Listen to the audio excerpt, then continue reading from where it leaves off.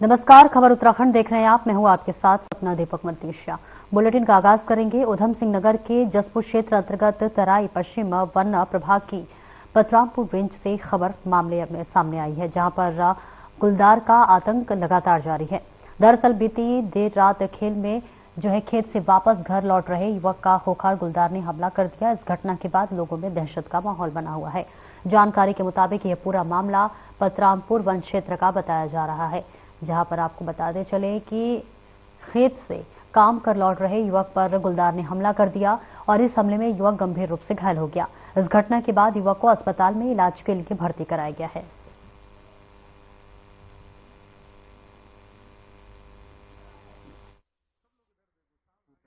Time से घर पे आ गए हैं। रात ये दरवाजे खुले, रात ये दरवाजा के अंदर कुत्ते के पीछे अंदर चला गया। छोटी बछिया थी लवारा गाय का, बड़ी मुश्किल से रोल मचा करके उन्हें बचाया।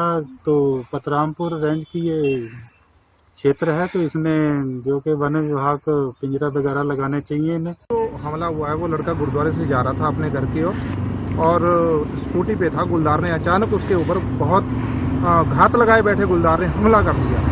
तो हमले में वो काफी गंभीर घायल हो चुका है और उसकी गले की हड्डी टूट चुकी है। तो प्रशासन से हम पहले भी बहुत बार कहा है, एडीएम साहब ने एक बार जनता दरबार लगाया था, उसमें भी हमने मांग उठाई थी कि इस गुलदार का इंतजाम करना चाहिए, पिंजरे लगाने चाहिए और गश्त करनी चाहिए। तो प्रशासन के कानों पे छू नहीं रेंग रही बिल्कुल भी। गुरुद्वारा फजलपुर गुरुद्वारा से आ रहे थे रोड पे, तो अचानक पीछे से हमला कर दिया। हम इलेक्ट्रिक स्कूटी वगैरह स्कूटी गिर गई, तो जब हम गिर गए तो उसको मेरे ऊपर रहा वो सीधा, और उन्होंने मिसाइल हाथ वहाँ चलाया तो वो छोड़ के भाग गया। फिर थोड़ा हिम्मत करके हमने उठे और उसके थोड़ा पीछे को खड़ा किया और खड़ा करके घर पर आए।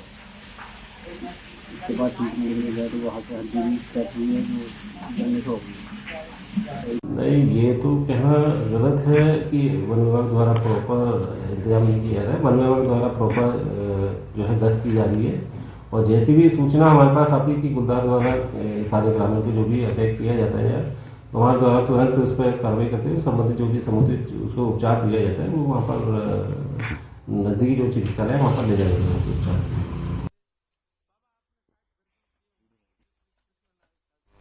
और उत्तराखंड में निकाय चुनाव को लेकर बीजेपी की तैयारी तेजी से चल रही है। बीजेपी ने निकाय चुनाव को लेकर चुनाव प्रभारियों की नियुक्ति कर दी है। उन्होंने कांग्रेस पर तंज कसते हुए कहा कि कांग्रेस मुद्दा विहीन है, उनके पास उत्तराखंड के विकास का कोई रोड मैप नहीं है। कांग्रेस केवल दुष्प्रचार करने के साथ ही प्रदेश की जनता को गुमराह करने की काम करती है, लेकिन अब बीजेपी विकास के आधार पर उत्तराखंड में काम कर रही है।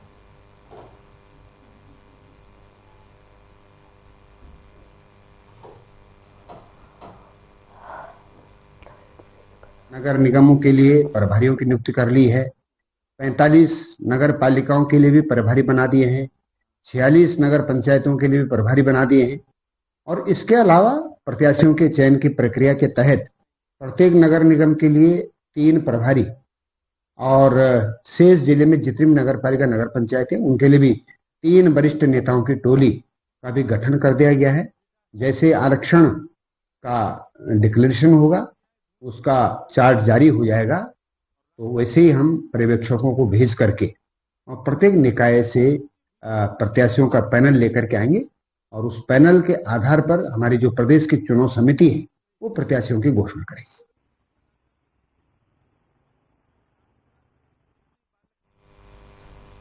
और महाराष्ट्र में एससीएम के तौर पर देवेंद्र फडणवीस ने शपथ ग्रहण किया। फडणवीस के शपथ ग्रहण में महायुति में शामिल शिवसेना शिंदे और प्रमुख एकनाथ शिंदे और एनसीपी प्रमुख अजित पवार ने डिप्टी सीएम के पद ग्रहण किए। वहीं आपको बता दें, आजाद मैदान में ये पूरा समारोह गृह मंत्री अमित शाह समेत देश के प्रधानमंत्री नरेंद्र मोदी समेत कई दिग्गजों ने शिरकत की। उत्तराखंड के मुख्यमंत्री पुष्कर सिंह धामी ने भी इस पूरे शपथ ग्रहण समारोह में शिरकत की।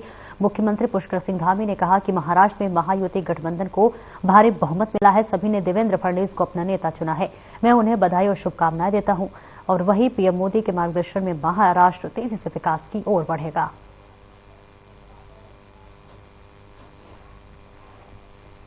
महायुति गठबंधन को यहाँ पर पूरा भारी बहुमत मिला है और अब देवेंद्र जी को सब लोगों ने मिलकर जो है नेता चुना है।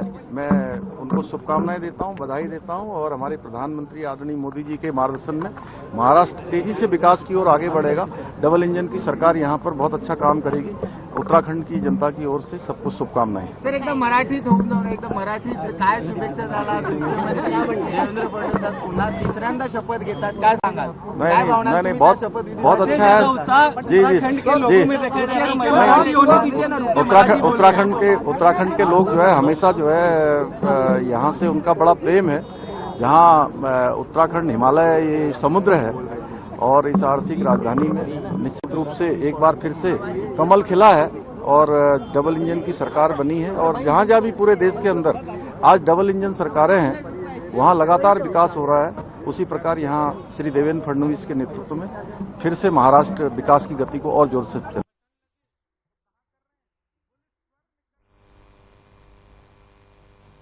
और खबर उत्तराखंड से है, जहां पर कूड़े से बिजली बनाने का प्रयोग जारी है। तो वही शहर विकास विभाग के मुताबिक जोशीमठ में कूड़े के जो है सेमिग्रेशन करके इसमें इनकम जनरेट किया जा रहा है। उत्तराखंड शहरी विकास से मिली जानकारी के अनुसार जोशीमठ में कूड़े को अलग अलग कैटेगरी में बांटा जाता है, जिसमें उपयोग और रिसाइकल करके वाली चीजों को निकालकर उसे इनकम जनरेट की जा रही है।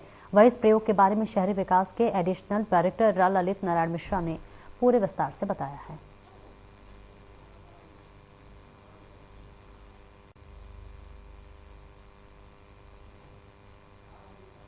मिशन है, इसमें हमने हमारे प्रदेश में काफी प्रयोग हुए हैं और मैं बताना चाहूंगा कि जैसे जोशीमठ में उन्होंने पिछले 4-5 सालों में 1 करोड़ से अधिक की आय जनरेट की है। ये एक मिसाल बनी है। उसी तरह अगर हम बात करें अपने धामों में, जैसे केदारनाथ धाम, बद्रीनाथ धाम और गंगोत्री में DRS सिस्टम लागू किया गया है, जहां पर डिजिटल रिफंड सिस्टम, जो बॉटल्स हैं उस पर QR कोड लगाया जाता है और जब लौट के आती है तो पैसा उसको ग्राहक को वापस मिलता है। तो उससे काफी मात्रा में जो प्लास्टिक वेस्ट है वो मैनेज हुआ है। मसूरी और रुद्रपुर में जो है वो कचरे से विद्युत उत्पादन का कार्य शुरू किया गया है। ये पूरे प्रदेश में ये जो प्रयोग हुआ है ये एक अभिनव पहल मानी जा रही है। खासतौर से रुद्रपुर में हम बिजली उत्पादन बड़ी मात्रा में कर रहे हैं। मसूरी में अभी हमारा जो जनरेशन है वो कम स्तर पे है, लेकिन रुद्रपुर का जो मॉडल है वो उससे बड़े स्तर पर चल रहा है। तो उस बिजली उत्पादन के माध्यम से हम एक तरह तो कचरे का निस्तारण कर रहे हैं और दूसरी तरफ एनर्जी भी जनरेट कर रहे हैं।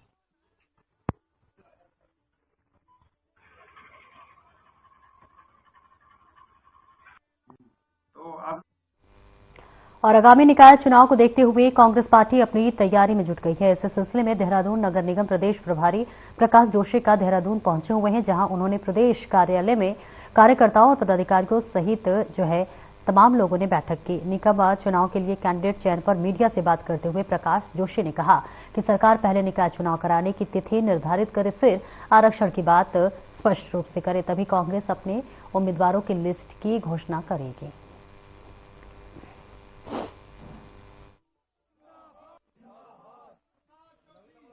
एक बार पहले सरकार पहले ये तो तय करे कि वो चुनाव कब कराना चाहती है, और दूसरी बात जब वो ये तय करे कब कराना चाहती है आरक्षण की स्थिति भी स्पष्ट होगी। और जब तक आरक्षण की स्थिति स्पष्ट नहीं होती है तो कैंडिडेट सिलेक्शन मैं मानता हूं कि उससे पहले कैसे संभव ही नहीं।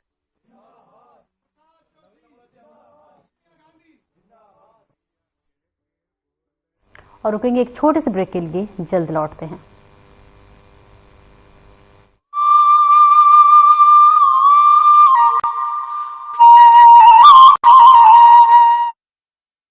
पुरखों की सांझी विरासत, ऋषि मुनियों की परंपरा और अनुकूल वातावरण से देव स्थानम उत्तराखंड को मिला है देश और दुनिया में सबसे ज्यादा मानव और बनी है आयुष और वेलनेस में बेस्ट डेस्टिनेशन की पहचान। We all came here to clean our 5 chakras, and so far so good. We really enjoy it, and I give my best wishes for the government of Uttarakhand. Uttarakhand सरकार का संकल्प है कि आयुष और wellness की समृद्ध प्राकृतिक और सांस्कृतिक विशेषताओं से प्रत्येक व्यक्ति को जोड़ा जाए और सर्वोत्तम सेवाएं प्रदान की जाएं। देवभूमि उत्तराखंड में 300 से ज्यादा आयुष और वेलनेस सेंटर संचालित किए जा रहे हैं, जिसमें प्राकृतिक आयुष उपचार और योग प्रदान किया जा रहा है। मेरे पाँव की हड्डी भी थोड़ी बढ़ गई थी और वो पंचकर्म भी मैंने कराया है और मेरा सारा ट्रीटमेंट यहाँ पे मुफ्त हुआ है और उसमें मुझे 90% फायदा हुआ है। राज्य में पहली बार इवनिंग ओपीडी संचालित की जा रही है, जिसमें प्रकृति परीक्षण और ऋतुचर्या के अनुसार गैर संक्रामक रोगों और गंभीर बीमारियों का उपचार किया जा रहा है। मेरे को MND था, मोटर न्यूरॉन डिजीज, जिसमें मुझे नसों में झंझनाहट होती थी और मेरा राइट हैंड वर्क नहीं कर पाता था। मैं पिछले 20 दिनों से यहाँ पर मात्रावस्थी और मरम चिकित्सा ले रहा हूँ, जिससे मुझे 50 से 60% रिमूव हो पा रहा है, आराम मिल पा रहा है। प्रधानमंत्री नरेंद्र मोदी के आह्वान पर इंटरनेशनल योगा डे का उत्तराखंड में सफल संचालन होता है। उत्तराखंड सरकार डिजिटल कार्यक्रम आयुर्वाणी और आयुर तरंगिनी मैगजीन के माध्यम से योग और आयुष से जुड़ी जानकारी जनता के बीच पहुंचा रही है। मुख्यमंत्री पुष्कर सिंह धामी के संकल्प से आयुष और वेलनेस में निवेश के द्वार खुले हैं। सांझी विरासत को संजो रही है उत्तराखंड सरकार। आयुष और वेलनेस है स्वस्थ जीवन शैली के आधार। उत्तराखंड में बागवानी से सशक्त हो रहे हैं किसान, बन रही है उन्नत प्रदेश की विशिष्ट पहचान। मुख्यमंत्री पुष्कर सिंह धामी के संकल्प से किसानों की आय में जबरदस्त मुनाफा, फल और सब्जियों में पौष्टिकता, विकास के अंत्योदय सफर की कहानी लिख रही है।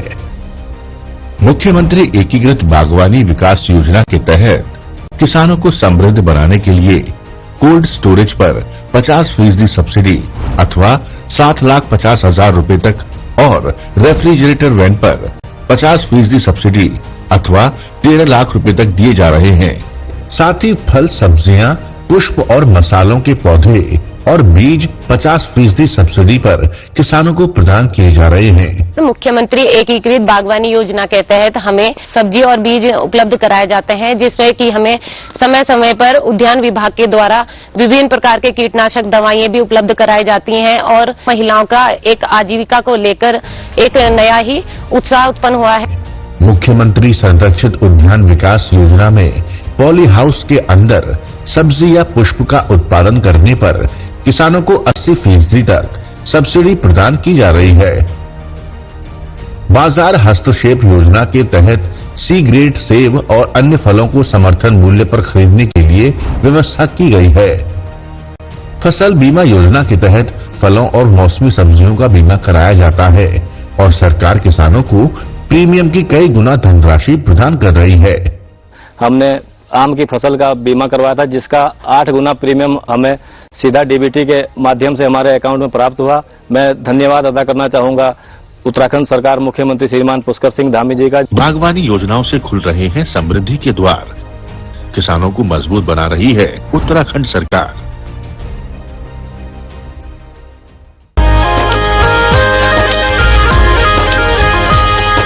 नया सवेरा है, उजली है आशाएं, संकल्प लिया है ये सब खुशियाँ पाए। बदला है उत्तराखंड, निखरा है उत्तराखंड, बदला है उत्तराखंड, निखरा है उत्तराखंड। मुख्यमंत्री पुष्कर सिंह धामी के कुशल नेतृत्व में उत्तराखंड सरकार ने सुशासन और जन कल्याण को साकार करके दिखाया है। प्रदेश हित में लिए गए नीतिगत फैसलों और विकास रूपी योजनाओं से बदली है राज्य की पहचान और चेहरों पर लौटी है मुस्कान। सम्मान मिला है, पहचान बनी है नया नजरिया, उम्मीद जगी है। बदला है उत्तराखंड, निखरा है उत्तराखंड, बदला है उत्तराखंड, निखरा है उत्तराखंड। सरकार के मजबूत संकल्प से जीरो टॉलरेंस नीति के तहत भ्रष्टाचार पर लगाम लगी है। जबरन धर्मांतरण रोकने के लिए सख्त कानून बनाए गए हैं। जमीनों के खरीद फरोख्त में किए जा रहे फर्जीवाड़े पर रोक लगी है। शांत राज्य की पहचान को बनाए रखने के लिए देवभूमि में कानून व्यवस्था को सख्त किया गया है। सुशासन और सेवा भाव से आयाम नए बनाए हैं। अपनी भूमि अपने प्रदेश में युवा लौट के आए हैं, युवा लौट के आए हैं। बदला है उत्तराखंड,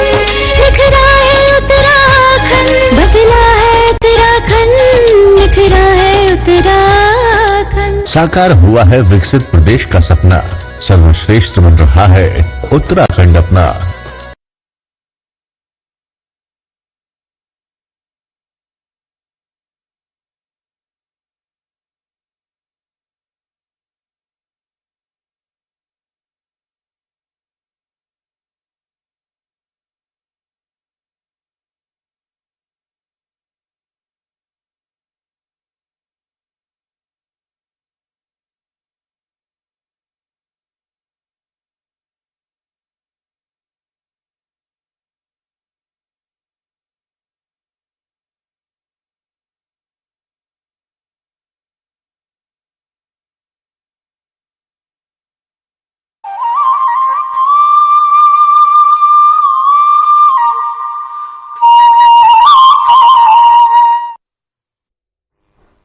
और ब्रेक के बाद एक बार फिर से स्वागत है आपका। बढ़ते खबरों की ओर।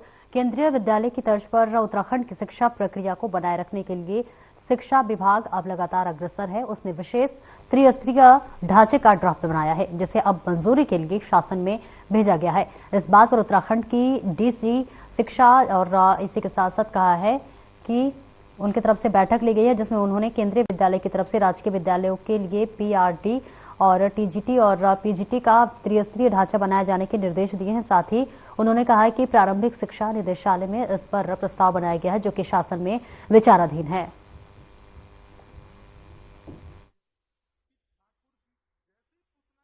देखिए, इसमें माननीय मंत्री जी ने कुछ समय पहले एक बैठक आहूत की गई थी, तो उसमें उन्होंने निर्देशित किया था कि जिस तरह से केंद्रीय विद्यालय में त्रिस्तरीय ढांचा होता है टीचर्स का, उसी की तर्ज पे हम राज्य में भी इस ढांचे को लेकर के आए, जिसमें मुख्य रूप से 3 श्रेणियां होती हैं टीचर्स की। पहले प्राइमरी स्तर पे पीआरटी टीचर्स होते हैं, उसके बाद क्लास 10 तक जो है टीजीटी होते हैं और फिर क्लास 12 तक पीजीटीज होते हैं। तो इसी तर्ज पे जो है हमारे प्रारंभिक शिक्षा निदेशालय ने एक प्रस्ताव बनाया है और शासन को भेजा है, तो अभी उस पर चर्चा चल रही है और वो प्रस्ताव विचाराधीन है।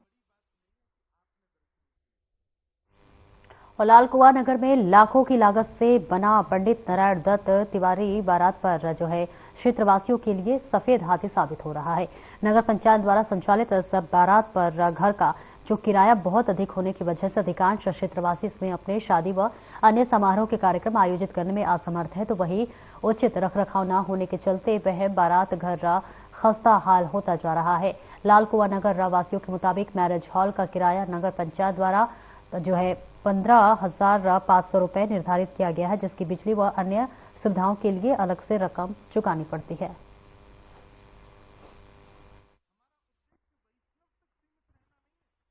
लालकुआ में जो वो हॉल है जो जहाँ शादियां होती हैं, उस हॉल का जो किराया है बहुत ज्यादा है। एक आम आदमी और पब्लिक के लिए इतना 15,500 रुपए देना बहुत भारी पड़ जाता है। इसलिए उस बैंक्वेट हॉल में आदमी नहीं जाना चाहता। और अंबेडकर पार्क जो बैंक्वेट हॉल है उसमें उतना स्पेस नहीं रहता कि जहां पर पार्किंग और गाड़ी खड़ी करने की समस्याएं आती हैं, और अगर शादी का प्रोग्राम थोड़ा बड़ा है तो दिक्कतें आती है।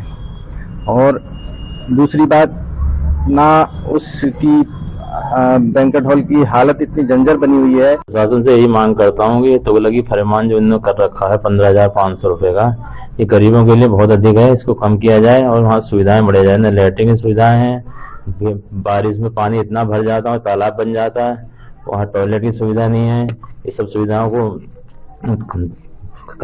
सुविधाएं दी जाए और उसका रेट कम से कम किया जाए, जो कि लालकुआ गरीब जनता को इसका फायदा हो सके। ना बिल्कुल सुविधा नहीं मिल पा रही गरीबों को। गरीब आदमी परेशान है, बल्कि घरों में कर रहा है, इधर उधर कर रहा है। इतना पैसा देने के बाद उसके बाद 4-5 हजार रुपये अपने टैंक वैंक देने को, टॉयलेट वाले को देना है, फिर उसके बाद टेंट वाले को देना, कि फायदा क्या होगा बैंक्वेट हॉल का लालकुआ की जनता के लिए। ये प्रशासन से मैं यही मांग करता हूँ कि इसका शुल्क को कम से कम किया जाए और गरीबों के लिए प्राथमिकता से इसको दिया जाए। लालकुआ शहर में एनडी तिवारी बैंक्वेट हॉल बना रखा, जो इसमें बारातों के लिए बनाया गया, लेकिन लालकुआ शहर में अधिकतर लोग निचले तबके के लोग रहते हैं, लेकिन इतना महंगी जो फीस कर रखी है बारात घर की, उसको लेकर यह बैंक्वेट हॉल अधिकतर खाली रहता है, क्योंकि नाइट में बुकिंग होती है, क्योंकि जिसकी फीस है 15,500 रुपये और प्लस पानी, जिसमें 700 रुपये पानी का लिया जाता है। टोटल 16,200 रुपये जो नगर पंचायत द्वारा लिया जाता है। ये कहीं ना कहीं बहुत गरीब आदमी के लिए आर्थिक बोझ है। हमारी सीधी मांग है कि ये जो फीस है इसको तत्काल कम किया जाए और जितना भी जैसे जिस हालत में यह आज बैंक्वेट हॉल बना हुआ जर्जर है, चाहे इसमें पानी की बात की जाए, चाहे इसके रंगे पुताई की जाए, ये जर्जर हालत में पूरे 9 साल हो गए, लेकिन 9 साल लगता नहीं, कम से कम वर्षों पुराना ये बैंक्वेट हॉल होता जा रहा है। इसको देखभाल करने वाला कोई नहीं। हमारी तत्काल प्रशासन और सरकार से मांग है कि इसमें तत्काल कार्रवाई हो। नगर पंचायत ने आम लोगों की सुविधा के लिए वो मैरिज हॉल तो बनाया है एनडी तिवारी जी के नाम पे, लेकिन उसमें सुविधाओं के नाम पे जीरो है। इसलिए जीरो है कि जितने पैसे वो वसूलते हैं 15,500 रुपए और पानी का अलग और मोबाइल वैन का अलग, जितने पैसे वसूलते हैं वो सुविधाएं नहीं है। ना तो वहां पर फील्ड की अच्छी व्यवस्था है, फील्ड में इतने गड्ढे हैं वहां कि लोग बरसात में पानी भर जाता है, वो पानी भरने की वजह से क्या कीचड़ हो जाती है। तो जो टेंट जो बाहर के लोग लगाते हैं, जो लोग शादी करवाते हैं अन्य कराते हैं, तो उस टेंट में सब बर्बादी है। तो इसलिए नगर पंचायत को जनता की सुविधा के लिए अगर वो बनाया है तो जनता की सुविधा को ध्यान में रखते हुए एक तो उसका पैसा कम करना चाहिए, क्योंकि यहाँ गरीब जनता रहती है। एक तो वैसे ही लोगों को जो टैक्स से मार मिल रही है और ऊपर से आप इतना पैसा ले रहे हैं, तो ये जो है गवर्नमेंट जो सुविधा देनी चाहिए आम जनता को, वो सुविधा नगर पंचायत द्वारा नहीं जाती है।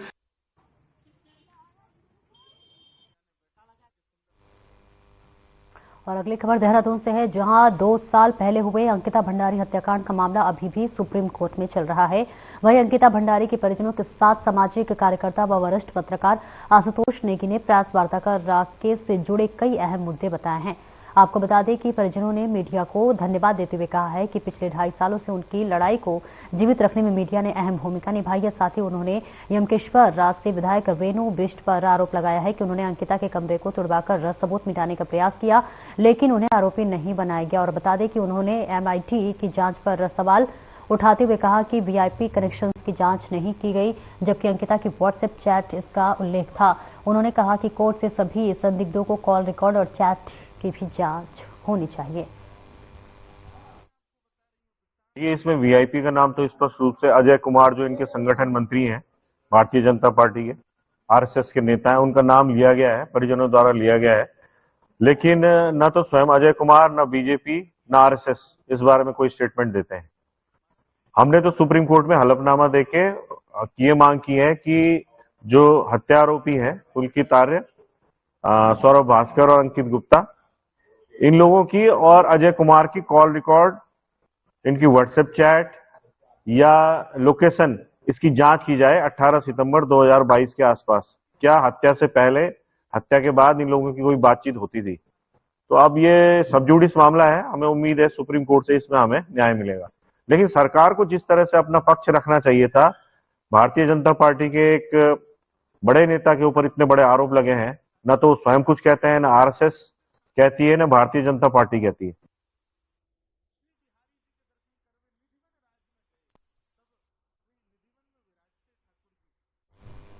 फिलहाल इस बुलेटिन में इतना ही। दीजिए इजाजत, नमस्कार।